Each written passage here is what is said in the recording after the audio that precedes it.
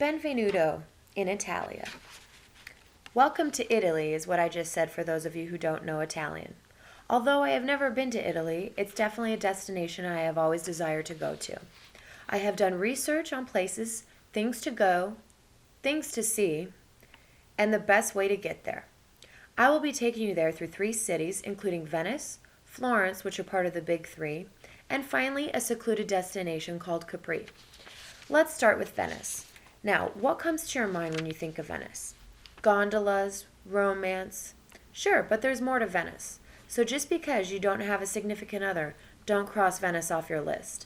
There are numerous museums, historical sites, and beautiful architecture. Now, if you go during off-season, which is September through April, you will definitely find lower prices on hotels and flights. You definitely want to buy a round-trip ticket because from what I checked on the internet, one-way tickets are much more expensive. This means that you're going to have to fly in and out of the same city.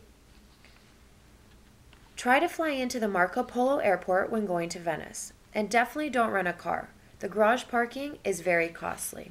The best and I think the coolest way to get from the airport to the city is by an airport boat, which is a great way to approach Venice for the very first time. Once you get to Venice, depending on your budget, hotel rooms vary from €90 to €19. This may be very expensive for some. There are also other hotels outside of Venice which may save you some money. However, you have to keep in mind the cost of transportation to and from the city. Also, if you don't want to spend any money on hotels, they also offer hostels. Now, things to do in Venice. One of the best things I think is Venice in one day. If you don't have a lot of time to spend there, this is a really cool trip. It's an original Venice walk and Grand Canal boat tour, and the best part is that it's only $72. Another is the Hill Towns of Venuto tour from Venice. All day you're going to be traveling around trying delicious cuisine and drink the famous wines of Venuto and experience secret Italy, the countryside, and the lush green hills. Although I've only mentioned a couple things to see, I think they are definitely worth it. Next, we're going to be traveling to Florence. Now, the best and most affordable way to get to Florence is by train. The Eurail National Pass, and more specifically, an Italy Pass. It's available for 3 to 10 days of travel over a 2-month period. Starting at 3 days, a first-class ticket is $245. A second class costing you $195.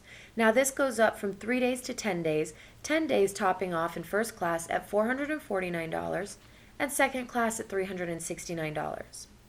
This is pretty affordable considering this as being your only mode of transportation going through Italy. Now, things to do in Florence. For us ladies, and definitely some of you gentlemen, we love to shop, and this is the place to go. There they have the Gucci and Prada outlets. Now, for those of you who are more interested in seeing the history of Florence, there is the Accademia Gallery where you can see Michelangelo's David. There is also a full-day tour to Siena, which takes you through medieval towns, which are famous for their architecture.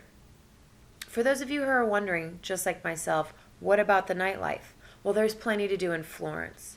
They have many, many clubs, pubs, and discos, all of which are located near or in the city, which is very convenient. There are also live street musicians. Depending on the time of year that you go, if it's in the winter, they have an outdoor ice rink, and if it's in the warmer months, they have outdoor concerts that you can attend almost on a daily basis. Whatever your choice may be, Florence is definitely not lacking in the nightlife department. Finally, we're going to be moving on to Capri. Along with Florence, the best and most affordable way to get to Capri is by the Europass. Unlike Florence and Venice, Capri is not part of the big 3 cities of Italy, which is exactly why I chose it. Out of all the cities we've explored so far, Capri is definitely my top destination. It's located on the southwest coast of Italy, and this is just the perfect getaway. It's an island soaring upward from the sea with sweeping views, whitewashed homes and villas, and flower-filled courtyards. While there, you must visit La Pizzata, which is filled with shops, restaurant, live bands, and a beautiful view throughout. The next must is the Gardens of Augustus. Need I say more? The Blue Grotto seems like it would be a nice adventure through the world-famous cave that's accessible only from the sea. The coolest part about this trip is that if you get there early enough, you can jump in the sea and go swimming if you get there before the rest of the boats. This city is the perfect example of seeing Italy through a smaller and quaint town. A perfect escape with breathtaking views. Definitely bring your swimsuit for this one. Hotels in Capri range from anywhere from €50 to €450, so it is definitely cheaper than the other two cities and a must-see. Ending your trip will definitely be sad. Just hop back on the train to Venice and you'll be home in around 20 hours, back to the United States. But once again, this depends on how many stops you need to take from Venice to the United States. And when I checked the internet, it ranged anywhere from 1 stop to 14 stops. I hope you have enjoyed your trip through Italy. Hopefully one of the 3 cities, either Venice, Florence, or Capri, that there has been something that has piqued your interest. I have enjoyed taking you through the country, and remember, don't forget your passport.